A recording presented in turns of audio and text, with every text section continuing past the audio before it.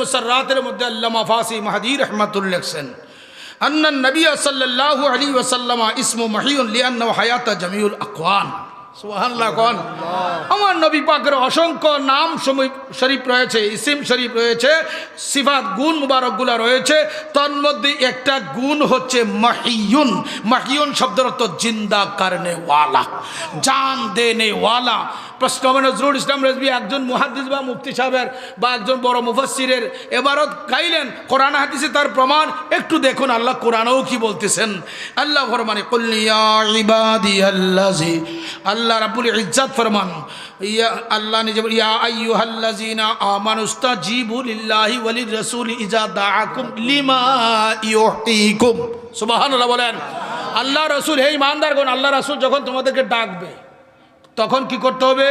কয়ে তুমি স্ত্রী সহবাসে থাকো, নামাজে থাকো, রোজায় থাকো, বন্দিগিতে থাকো।